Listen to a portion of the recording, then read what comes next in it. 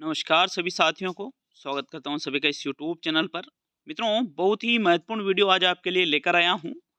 REET pre exam के साथ ही REET mains के लिए और साथ ही फर्स्ट ग्रेड की जो शिक्षक भर्ती है और सेकंड ग्रेड की जो शिक्षक भर्ती है, इन सभी के लिए ये वीडियो काफ़ी ज़्यादा उपयोगी रहेगा। आज की इस वीडियो में शिक्षण विधियों की डिटेल क्लास के बारे में हम जानेंगे। जैसे आपके आगमन विधि हर एग्जाम में पूछी जा रही है, निगमन विधि, विश्लेषण विधि, संश्लेषण विधि, साथ ही सीसीई के बारे में देखेंगे। निदान और उपचार के बारे में हम जानने वाले हैं। मूल्यांकन क्या होता है, कितने प्रकार होते हैं, मूल्यांकन की विशेषताएं कौन कौन सी है, उपलब्धि परीक्षण क्या होता है, नील पत्र जिसको हम ब्लूप्रिंट के नाम से जानते हैं। तो ये सारी चीज़ें आपको इस एकमात्र इस वीडियो में साथियों सारी की सारी चीज़ें बिल्कुल 100% क्लियर करने वाला हूँ साथियों। वीडियो को एंड तक जरूर देखिएगा साथियों, और अच्छा लगे वीडियो तो वीडियो को लाइक भी जरूर करके जाइएगा। शुरू करेंगे आज के इस वीडियो को। सबसे पहले हम देखने वाले हैं आगमन विधि के बारे में। तो बिल्कुल शॉर्ट एंड स्वीट तरीके से आपको बताऊंगा, जहां से प्रश्न बनता है इससे बाहर प्रश्न नहीं जाएगा।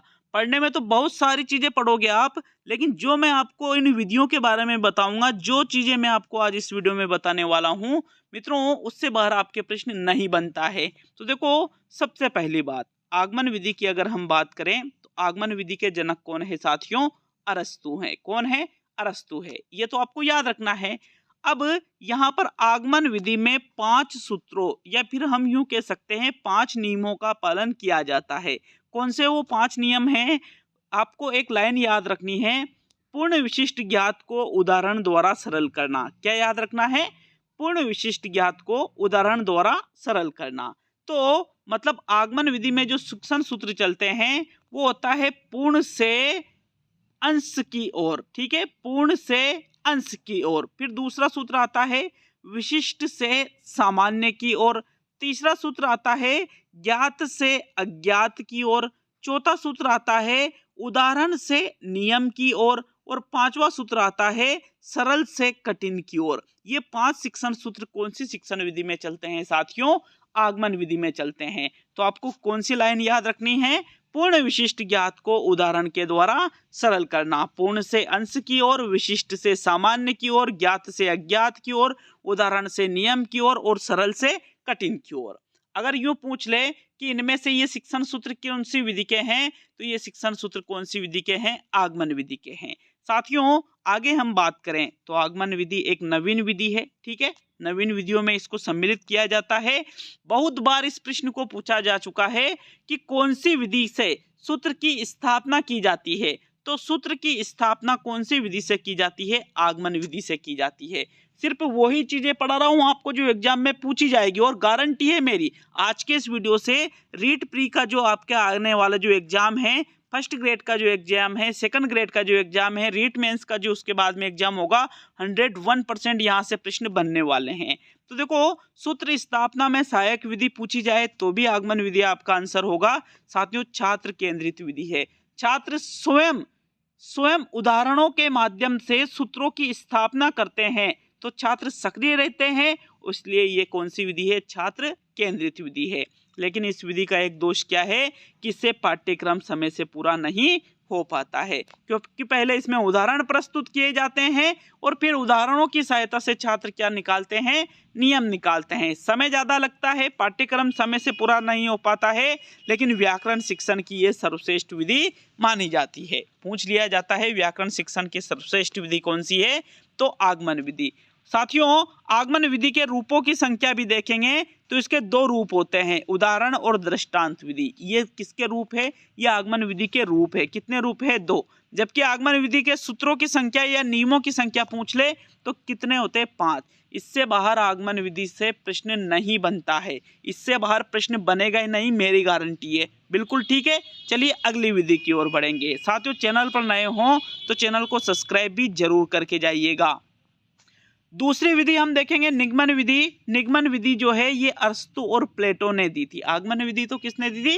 अरस्तु ने। और निगमन विधि किसने दी थी? अरस्तु और प्लेटो ने दी थी। साथियों, सूचना एक बार सभी को कर दूं कि हमारा एक ऐप भी है स्टडी विद पीएन लोधा के नाम से ही एप्लीकेशन उपलब्ध है प्ले स्टोर पर, जिसका डाउनलोड लिंक मैंने कमेंट बॉक्स में भी दे रखा है। वहाँ रीट पात्रता के लिए मात्र 299 रुपये में ऑल सब्जेक्ट की टेस्ट सीरीज और हस्तलिखित नोट्स आपको उपलब्ध कराए जा रहे हैं। लगभग 200 प्लस टेस्ट वहां पर डाले जा चुके हैं और जैसे ही रीट प्री की विज्ञप्ति जारी होती है वहां पर मैराथन टेस्ट भी आपको उपलब्ध करवाए जाएंगे। ठीक है, नीचे कमेंट बॉक्स में लिंक है ऐप डाउनलोड का, तो आप वहां से ऐप को डाउनलोड कर सकते हो, या प्ले स्टोर पर study with PN Lodha app लिखोगे तो एप्लीकेशन वहां पर भी आ जाएगी। दूसरी विधि हम निगमन विधि देखेंगे। तो साथियों, जनक हमने देखा, अरस्तु व प्लेटो। हमने आगमन विधि में एक सूत्र देखा था, पूर्ण विशिष्ट ज्ञात को उदाहरण के द्वारा सरल करना। तो इसका जो उल्टा सूत्र है वो निगमन विधि में, आगमन विधि में भी सूत्र कितने होते हैं? 5 होते हैं। निगमन विधि में भी सूत्र कितने होते हैं? 5 होते हैं। अब जो आगमन विधि में सूत्र हैं उसका उल्टा निगमन विधि में, जैसे आगमन विधि में पूर्ण से अंश की ओर था और निगमन विधि में अंश से पूर्ण की ओर चलता है।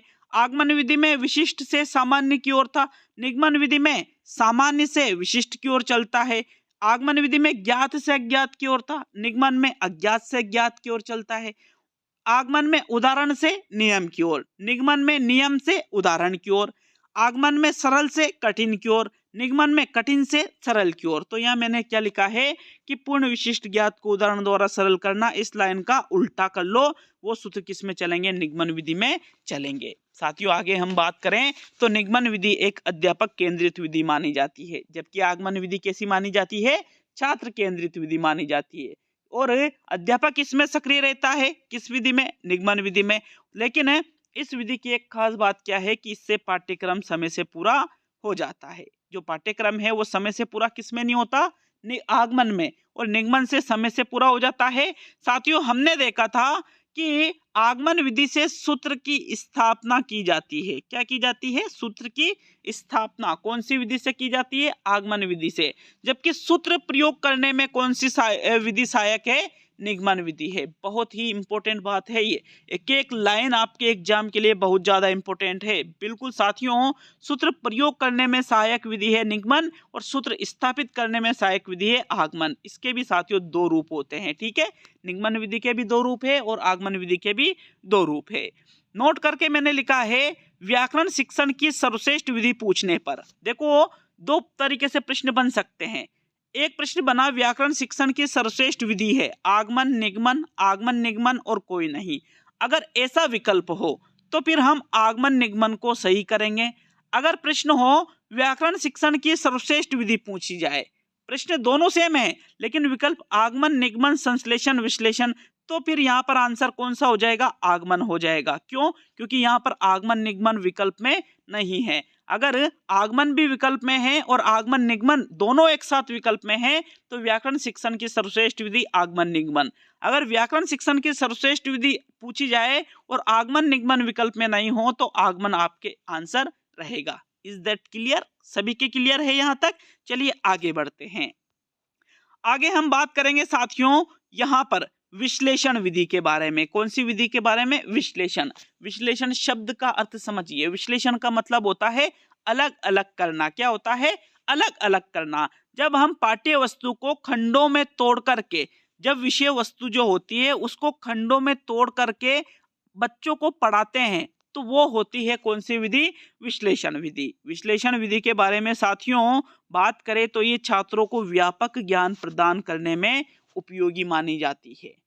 छात्रों को व्यापक ज्ञान इससे मिलता है, छोटे छोटे अंशों में चीजों को तोड़ करके बच्चों को पढ़ाया जाता है। विश्लेषण विधि के संबंध में एक प्रसिद्ध कथन है जो कई बार एग्जाम में पूछा जा चुका है।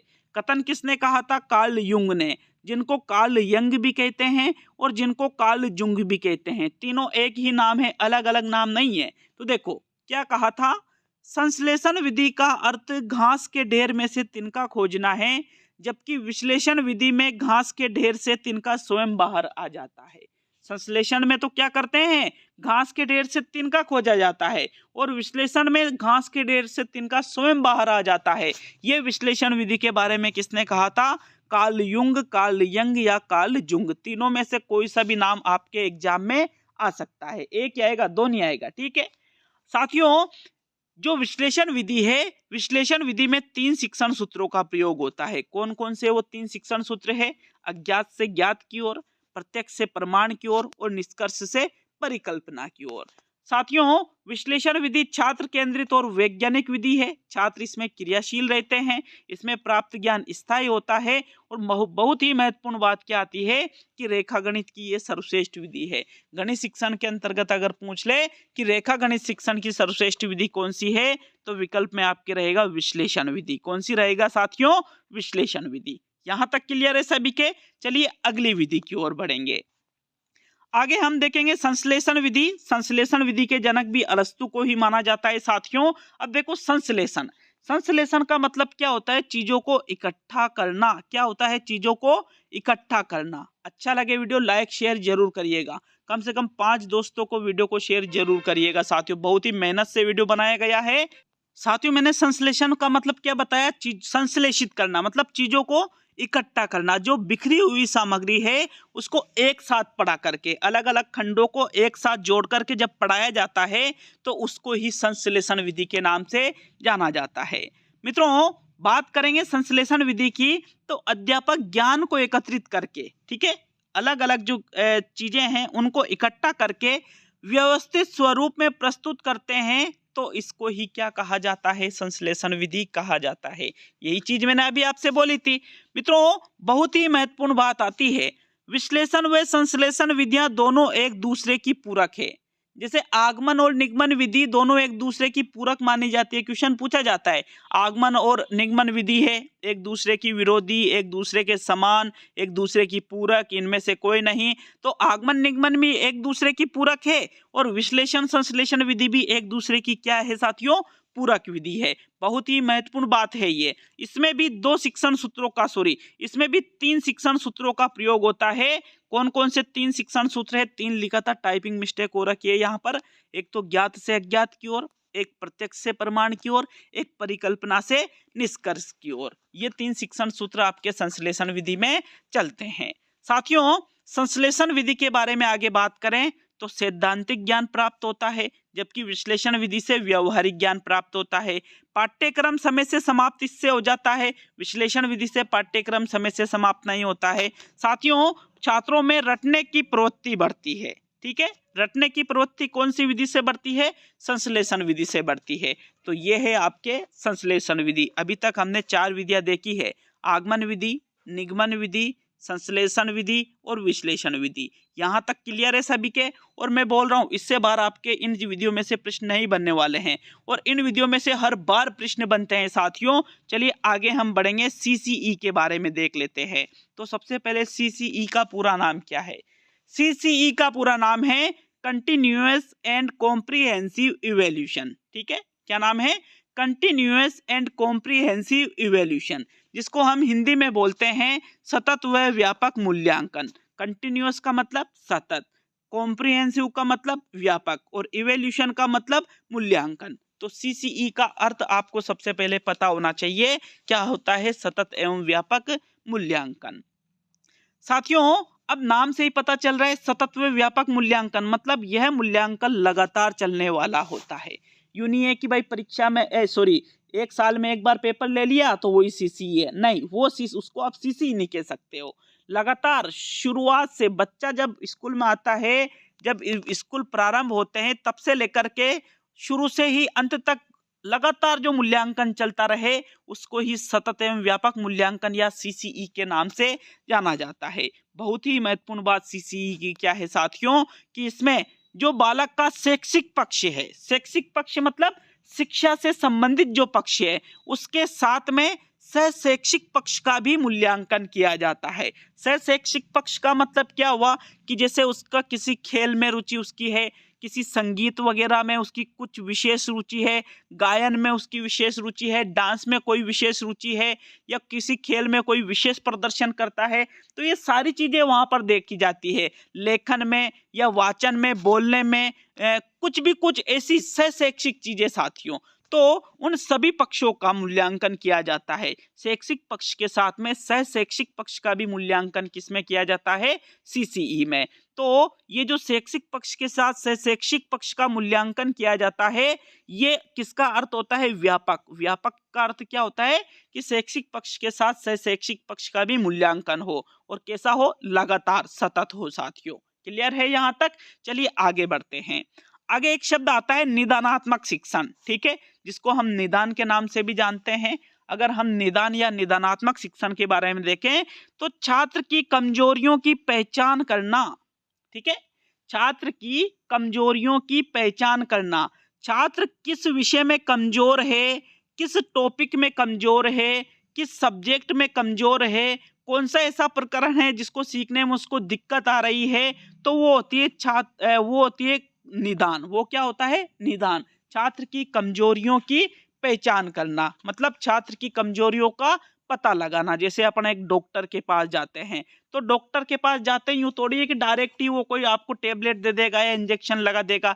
जाने से पहले वो पूछेगा कि भाई क्या हो रहा है, सिर दर्द हो रहा है, हाथ पैर दुख रहे हैं, जी में चल रहा है, या पेट दर्द हो रहा है, कुछ तो पूछेगा ना। वो क्या कर रहा है? निदान कर रहा है, आपकी जो आपका जो रोग है उसको जान रहा है। मतलब यहाँ छात्र की कमजोरियों को आप पहचान रहे हो, फिर उसके बाद में उसके अनुसार वो उसका क्या करेगा? उपचारात्मक शिक्षण। डॉक्टर तो क्या करेगा? उपचारात्मक शिक्षण डॉक्टर नहीं करेगा, डॉक्टर तो उपचार करेगा कि ठीक है कि भाई यार इसको बुखार आ रहा है तो ये इंजेक्शन देना है, ये गोली देनी है। और अध्यापक क्या करेगा? उसका उपचार करेगा कि यार इसमें ये कमी है तो इस प्रकार इसको दूर करना है। तो छात्र की कमजोरियों को दूर करने का कार्य किसमें किया जाता है? उपचार में किया जाता है, जिसको हम उपचारात्मक शिक्षण के नाम से भी जानते हैं साथियों। यहां तक क्लियर है सभी के? चलिए हम आगे बढ़ते हैं। आगे हम बात करेंगे उपलब्धि परीक्षण के बारे में।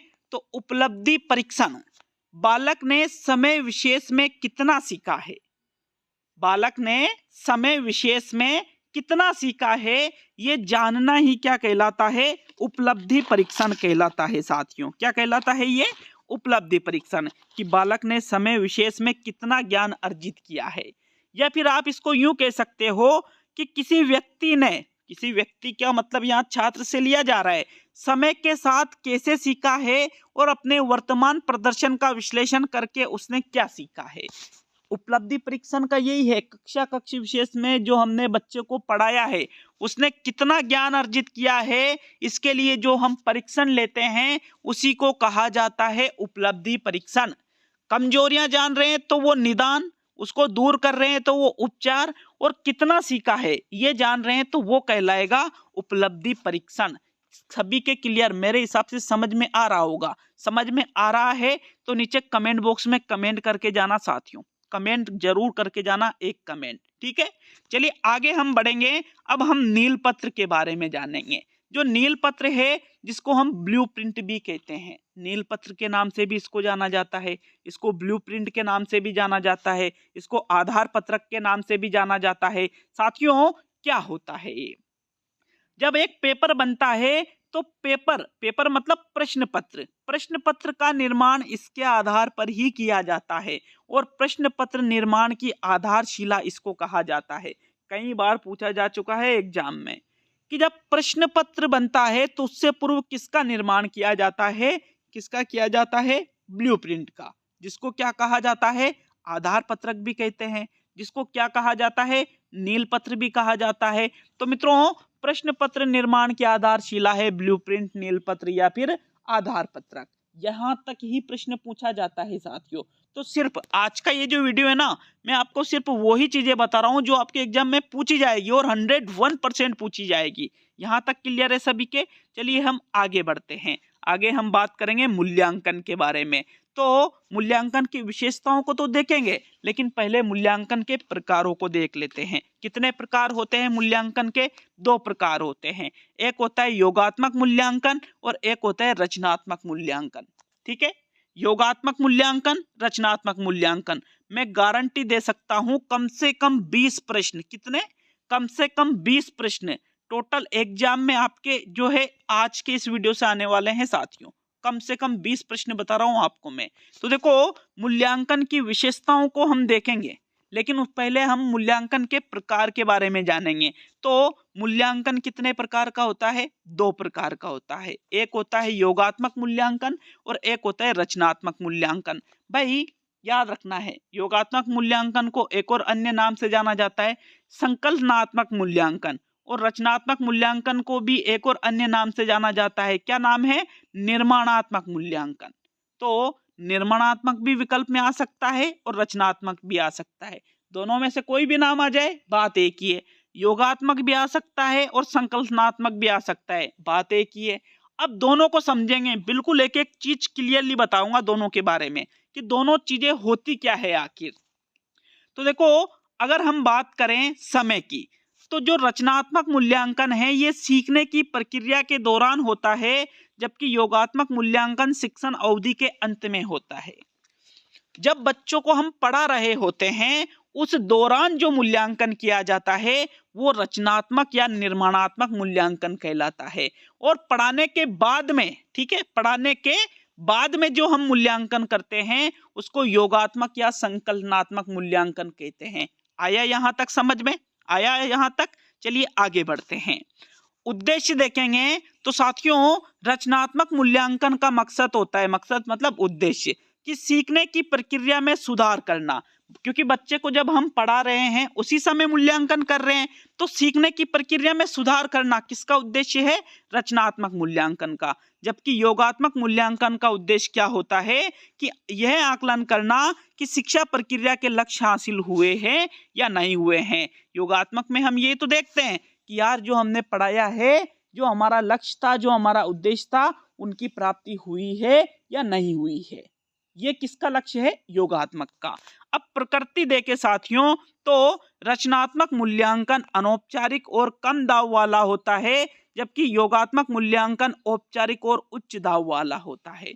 रचनात्मक मूल्यांकन बीच में ये औपचारिक नहीं होता है, अनौपचारिक होता है। रचनात्मक मूल्यांकन कैसा होता है?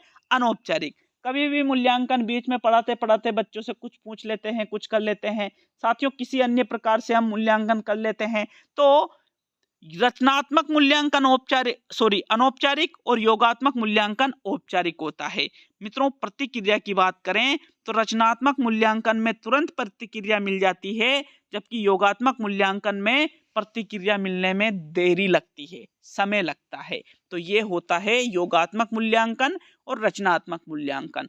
अब बहुत ही महत्वपूर्ण चीजों को हम देखेंगे मूल्यांकन की विशेषताओं के बारे में। जैसे वैधता, नाम तो सुना होगा, विश्वसनीयता, वस्तुनिष्ठता, विभेदकता, इसके अलावा और बहुत सारी भी है, व्यापकता, फिर मानकता, स्पष्टता, व्यवहारिकता। सारी चीजों को बिल्कुल स्पष्ट तरीके से मैं आपको आज समझाने वाला हूं साथियों। तो सबसे पहले हम देखेंगे वैधता। लेकिन कमेंट बॉक्स में कमेंट जरूर करना कि आज का ये वीडियो जो मैंने बनाया है कैसा लगा आपको, जरूर कमेंट करिएगा साथियों। लाइक शेयर भी जरूर करिएगा।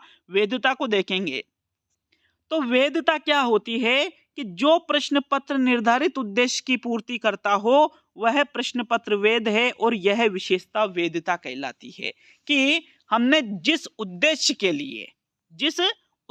लिए पेपर बनाया है, यदि उस उद्देश्य की पूर्ति वो पेपर कर रहा है तो वो कहलाती है वैधता। जैसे कक्षा 6 के लिए हमने पेपर बनाया है, कक्षा 6 के बच्चों का हमको क्या करना है? मूल्यांकन करना है। लेकिन वो पेपर हमने कक्षा 7 के बच्चों को या कक्षा 8 के बच्चों को या कक्षा 3 के बच्चों को दे दिया, तो फिर वो प्रश्न पत्र जो है वो वैध नहीं कहलाएगा साथियों। तो वैधता समझ में आई, जो उद्देश्यों की पूर्ति करे।